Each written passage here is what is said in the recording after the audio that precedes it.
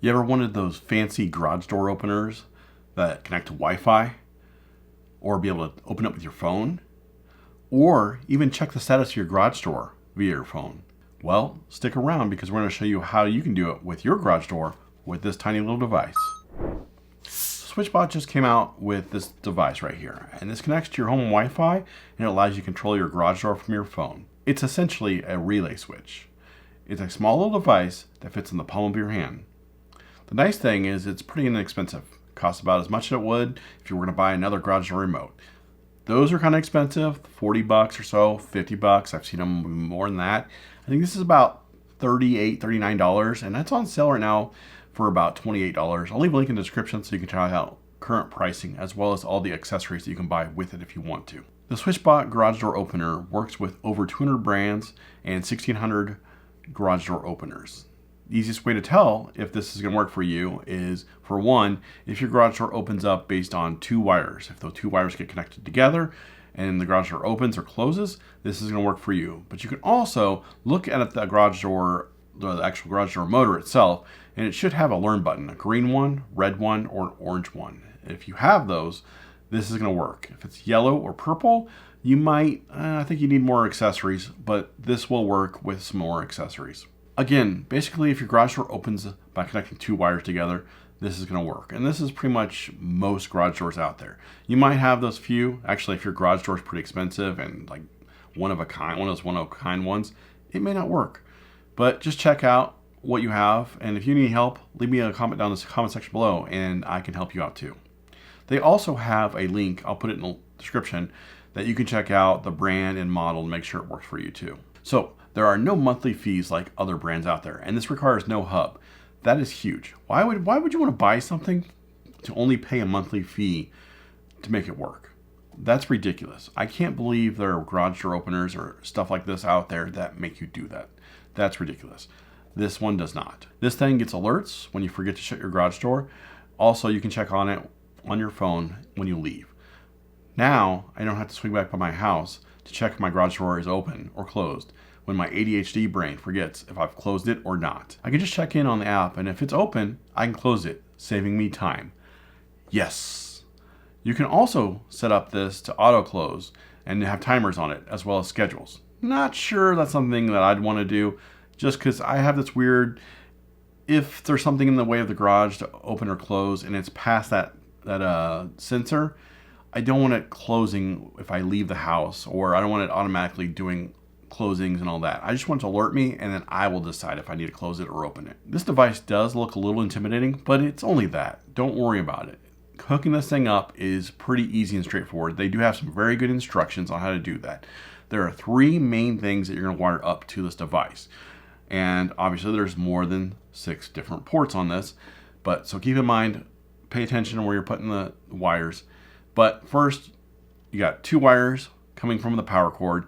This allows you to connect it to the power onto the device, and that way you can plug it into the wall. Then you have the read switch, which allows it to decide or understand if the garage door is open or closed based on a little magnet. And then you also have the 2 control wires that control, or at least the system decides to tell it to open and close the garage door. Those all get wired into the device, and there's a wiring diagram explaining which wire goes where and where it goes. So let's go ahead and check on the smartphone app.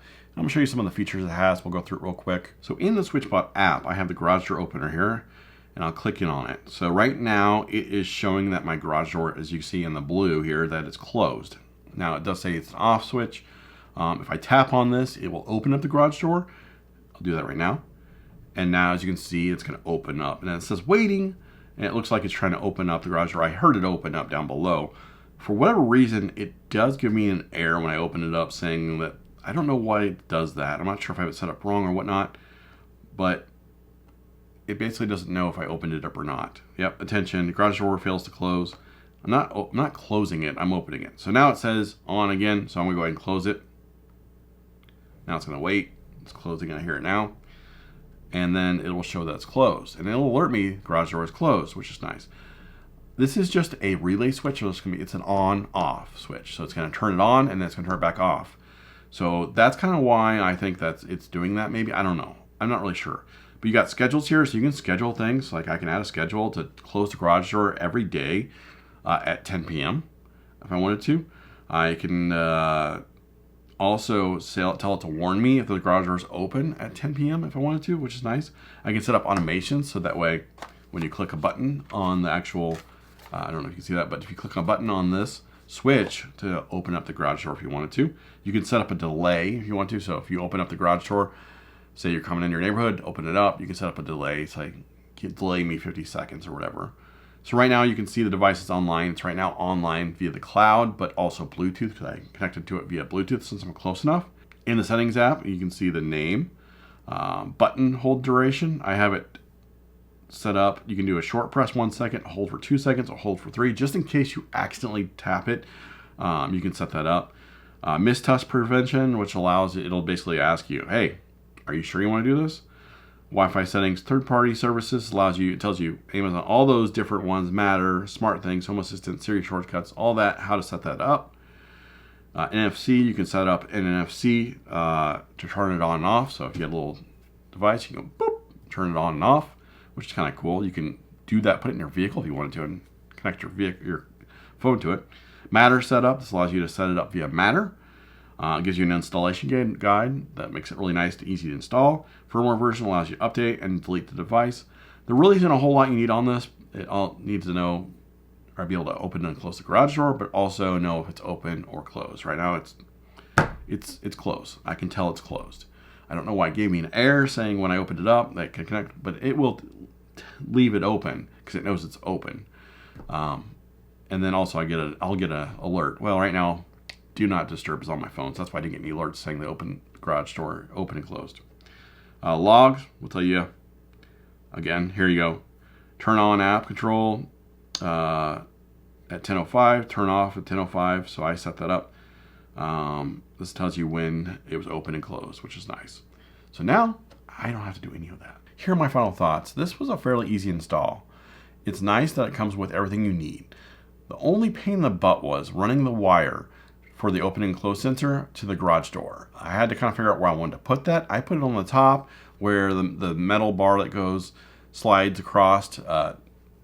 I put it on top of there and then put the wired one on, or taped it. I taped it. You can glue it, whatever you want. I did it for right now. I taped it to the physical bar that doesn't move. So that way when the garage door opens up, it connects them, or at least gets them close enough the magnets reads it, and then when it disconnects, it knows it's closed. That's what I did, and you can kind of play around with what works best for you. You can screw it into the wall and then screw the other device onto the garage door.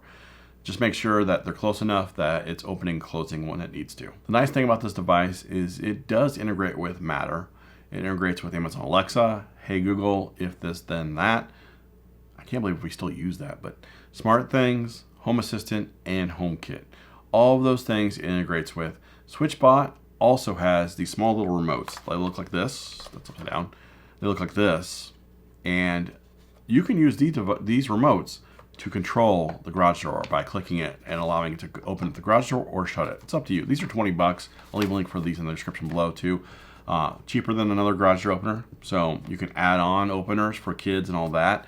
A lot cheaper than it is to go buy another garage door opener, which is nice. If you found this video helpful, please leave me a like and feel free to ask any questions down in the comment section below. If you're new to my channel, please consider subscribing for more tech reviews, home automation, home and automotive how-to videos. Thanks for watching, and I'll see you next time.